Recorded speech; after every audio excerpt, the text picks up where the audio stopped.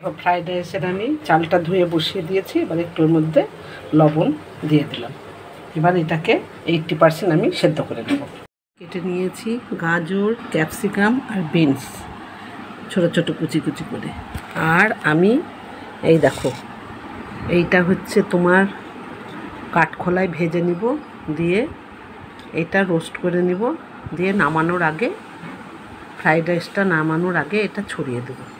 আর এইগুলো আমি ফোড়ন দেব, জায়ফল, জয়িত্রী, বড় এলাচ আর লবঙ্গ, তেজপাতা, এইগুলো আমি ফোড়নে দেব।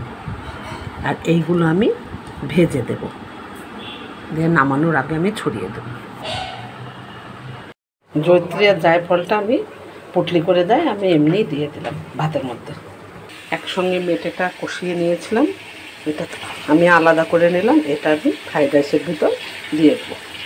যখন আমি তেলে সব ভাজবো, ভেজে টেজে তারপরে এটা আমি দিয়ে দেবো। আমি তেজপাতা আর জিরেটা দিয়ে দিয়েছি।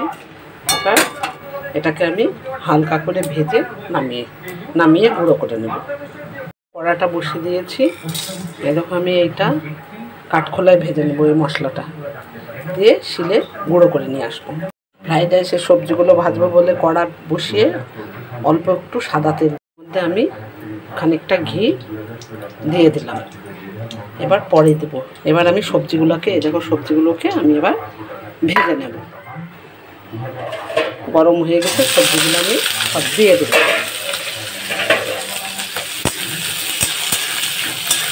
লবণটা আগেই দেওয়া আছে।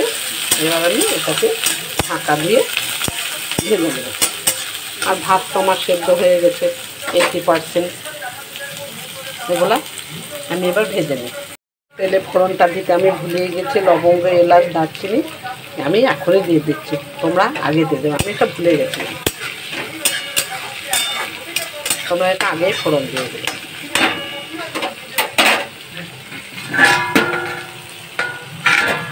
সামান্য পরিমাণে লবণ দিয়ে দেবো।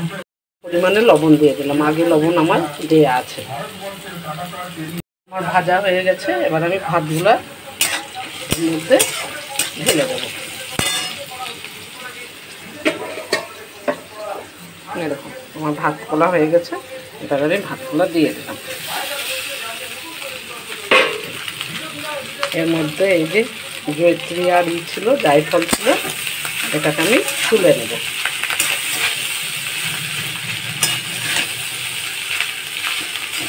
পরিমাণ মতো চিনি দিয়ে দেবো।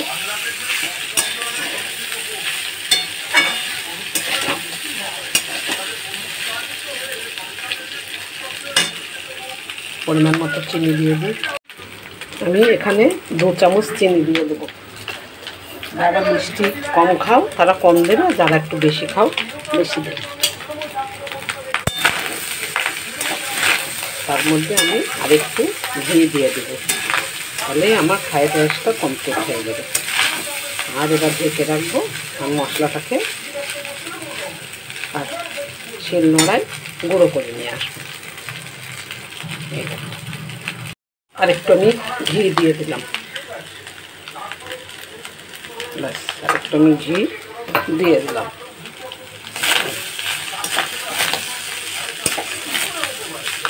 আর আমি বেশি নাড়াবো না, নাড়ালে ভাতগুলা ভেঙে যেতে পারে। আগে বলেছিলাম মেটে দিয়ে আমি ফ্রাইড রাইস করবো। এবার মেটেটা আমি দিয়ে দিলাম। এই যে মশলাটা এখনও দিয়ে দিতে, মেটেটা আমি দিয়ে দিলাম।